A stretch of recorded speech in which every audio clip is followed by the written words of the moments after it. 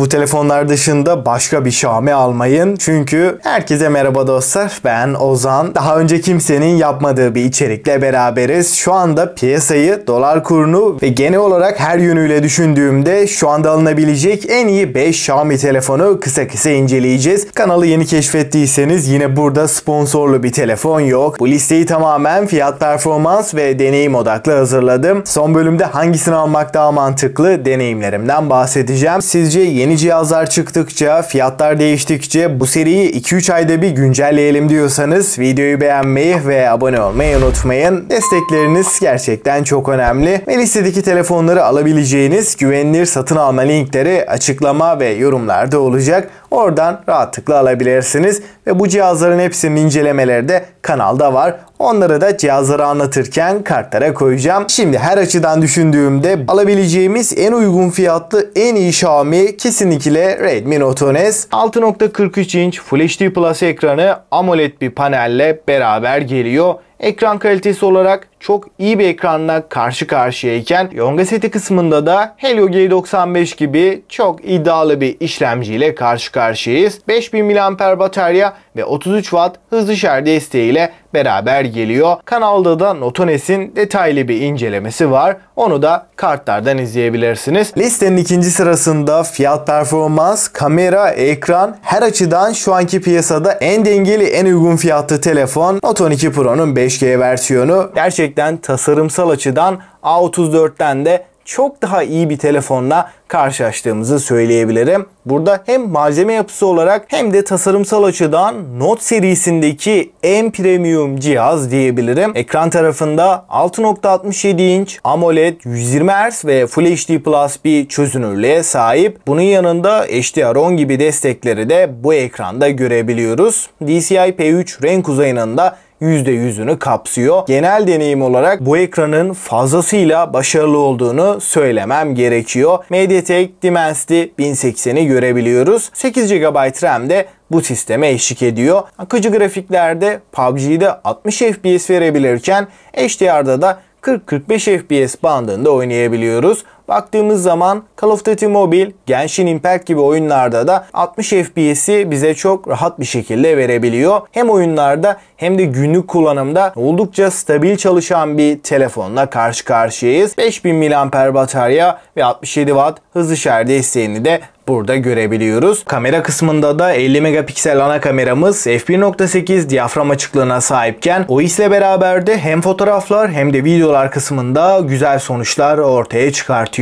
Yardımcı kameralarda da 8 megapiksel ultra geniş ve 2 megapiksel makro kamerayı görebiliyoruz. Ön tarafta da 16 megapiksellik bir kameramız var. Video kısmında da 4K 30 FPS çekimler yapabiliyoruz. Kamera anlamında da bu fiyat bandındaki en iyilerden biri. Listenin 3. sırasında şu anda fiyat olarak da çok iyi bir seviyede olan 10.000 ile 15.000 bandının en güçlü telefonu Poco F4'ü görüyoruz. Burada hissiyat açısından elinize aldığınızda hiç ucuz bir hissiyatının olmadığını söyleyebilirim. A34 kullanmış birisi olarak da F4'ün kesinlikle daha iyi hissettirdiğini de belirtmem gerekiyor. 6.67 inç AMOLED Full HD Plus çözünürlük ve 120 Hz tazeleme ile gelirken bu ekranın desteklediği teknolojilerde bir o kadar üst seviyede. Ekrandaki görsel deneyim HDR10, Dolby Vision gibi en üst düzey teknolojilerle baya yukarılara çıkıyor. Açıkçası ekran kalitesiyle de bu fiyat bandında alabileceğimiz en iyi telefondan bahsediyorum. Ana kameraya baktığımızda 64 megapiksel çözünürlüklü ve OIS'i destekleyen bu fiyat bandı için en iyi lenslerden biri burada kullanılmış. Fotoğraf çekim kalitesi olarak ana kamerayla aydınlık ortamlarda gerçekten güzel kareler ortaya çıkartıyor. 4K 60 FPS desteğimiz bulunuyor ve OIS ile beraber titreşimsiz sabit videoları rahat bir şekilde çekebiliyoruz. Normalde bu fiyat bandında bu kadar iyi bir video performansı açıkçası beklemezdim. Snapdragon 870 gibi amiral gemisi bir işlemciyi F4'te görebiliyoruz ve 6 GB RAM, 128 GB depolamayla da beraber geliyor. 4500 mAh batarya ve 67 Watt hızlı şarj desteğini görebiliyoruz. Her yönüyle değerlendirdiğimde 67 Watt'lık hızlı şarjın kutudan çıktığında düşünürsem 12.000 TL bandında bence kaçırılmayacak bir cihaz. Listenin 4. sırasında da benim en çok önerdiğim cihazlardan Poco F5'i görüyoruz. Poco F5 alıştığımız sade, şık, silikon, güzel bir kılıf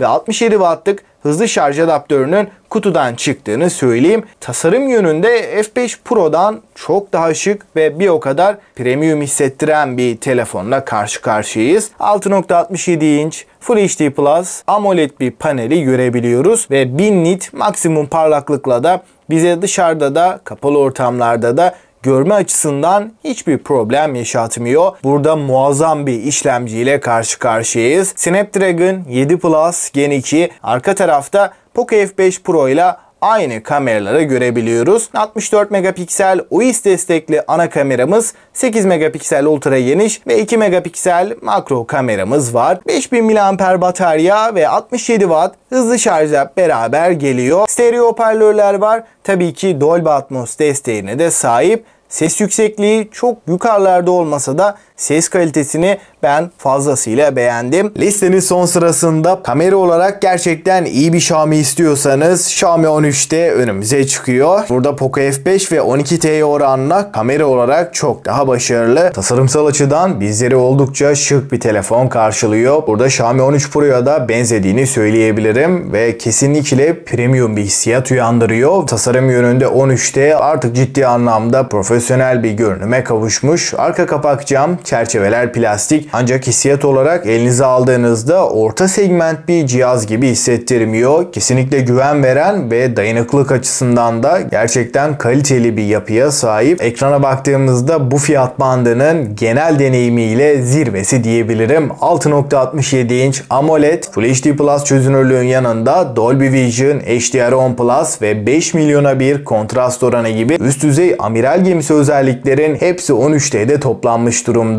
144 Hz'lik bir tazeleme ile geliyor. Evet, eğer 120 Hz bir ekran kullanıyorsanız aradaki farkı hissetmeniz çok zor. Ama 60 Hz'den direkt olarak 144 Hz'e geçtiğimizde çok daha akıcı bir deneyimle karşılaşıyoruz. MediaTek'in en güçlü işlemcilerinden Dimensity 8200 bizlerle birlikte. Oyun tarafında herhangi bir FPS drop'u olmadan en üst grafiklerde 60 FPS'i rahat bir şekilde verebiliyor. PUBG gibi oyunlarda da 90 FPS'i rahatlıkla alabiliyoruz ve 13T'yi öne çıkaran en önemli noktası Leica sensörleri diyebilirim. Ana kameramızda 50 megapiksellik OIS destekli bir Leica lensi görüyoruz. İkinci kamera 12 megapiksel ultra geniş ve 50 megapiksellik 2x optik zoom telefoto kameramız var. Fotoğraf çekim kalitesi bu fiyat bandının en iyisi diyebilirim. Renkler, kontrast, canlılık genel anlamıyla baktığımda neredeyse bir amiral gemisiyle karşılaşıyoruz. Fotoğrafların detaylarında da bir kayıp yaşamazken loş ışıkta gece çekimleri de gayet başarılı ve 4K 30 FPS'te OIS desteğiyle beraber videolar çekebiliyoruz. Stabilizasyon, titreşimleri engelleme konusunda da Xiaomi'nin T serisindeki en başarılı telefonla karşı karşıyayız. Genel video kalitesiyle 13'te beni şaşırttı. Ön tarafta da 20 megapiksel yine Full HD 30 FPS çekebilen bir kameramız var. Bunun haricinde S23 FE'den de geri kalır bir yanı yok. 5000 mAh batarya, 67 Watt hızlı şarjla beraber geliyor ama kablosuz şarjı göremiyoruz. Ortalama 45 dakikada sıfırdan 100'e tam olarak şarj edebileceğiz. Dostlar, şimdi en önemli kısım yani deneyim ve değerlendirmeye geçelim. Eğer bütçem 10.000'in altında olsaydı ve bu noktada bataryası, ekran kalitesi ve performans olarak kesinlikle Note 10S'i alırdım. Açıkçası burada kameralarıyla da Redmi Note 12 gibi güncel cihazlardan da çok daha iyi bir kamera performansına sahip. Evet, Note 10S neredeyse 2 yıllık bir cihaz ancak ne kamera ne de performans olarak hiç de eskimiş bir cihaz gibi hissettirmiyor. Eğer bütçem çok yüksek değilse Note 10S benim favorilerimden. Bütçem 10.000 ise kamerası, performansı ve genel deneyimiyle Note 10S oranla daha seri ve uzun ömürlü bir cihaz olan Note 12 Pro'nun 5G versiyonunu alırdım. Bütçemi biraz daha artırabilirim diyorsam özellikle kamera ve performans olarak Note 12 Pro 5G'den ayrışan Poco F4'ü 14'e alırdım. Burada 4K 60 FPS ve OIS desteğiyle beraber özellikle kamera anlamında S20FE'den sonra bu fiyat bandında en iyi kamera kesinlikle Poco F4'te. Bütçem 15 ile 20 bin arasındaysa kamera hariç her yönüyle en iyi cihazı istiyorsam Poco F5 Xiaomi tarafında alabileceğimiz en iyi telefon. Burada performans anlamında Snapdragon 7 Plus Gen 2 ile beraber amiral gemisi cihazları da hiçbir şekilde aratmayacak seviyede. Özellikle de uygun fiyata en yüksek performansı istiyorsanız Poco F5 uzun ömürlü kullanım için de gerçekten çok mantıklı. Ama benim çok yüksek bir performans ihtiyacım yok. Ancak kamera olarak çok iyi bir cihaz ve az ısınan bir telefon istiyorsanız Xiaomi 13'te Poco F5'ten çok daha mantıklı. Ve şu anki fiyatlara baktığımda bataryası 4 yıl güncelleme desteği, kamera anlamında da genel olarak alınabilecek bence en iyi Xiaomi. Kamera performansı olarak sadece Xiaomi telefonlar içinde değil, fotoğraf kalitesi olarak S22'den bile daha iyi bir cihaz diyebilirim. Leica lensler Xiaomi 13T'nin en önemli artısı. Bu fiyatlardaki en az ısınan ve batarya olarak da en iyi cihaz diyebilirim. Eğer yurt dışı IMEI atılmış bir telefon istemiyorsanız en iyi 5 Xiaomi bunlardı. Ama bu 5 cihaz içinden benim favorilerim de Note 12 Pro 5G, Poco F5 ve Xiaomi 13T. Listedeki tüm telefonların güvenilir satın alma linkleri açıklama ve yorumlarda olacak. Oradan rahatlıkla alabilirsiniz. Bunların dışında garantili olarak çok bir telefona bakmayın. Ve sizce fiyatlar değiştikçe, yeni modeller geldikçe, Xiaomi 14, 14 Pro gibi cihazlar ülkemize gelince bu seriyi güncelleyelim diyorsanız videoyu beğenmeyi ve abone olmayı unutmayın. Destekleriniz çok önemli. Peki sizce hangi Xiaomi alınır? Görüşlerinizi mutlaka bekliyorum. Ben Ozan ve bir sonraki videoya kadar kendinize çok iyi bakın. Hoşça kalın.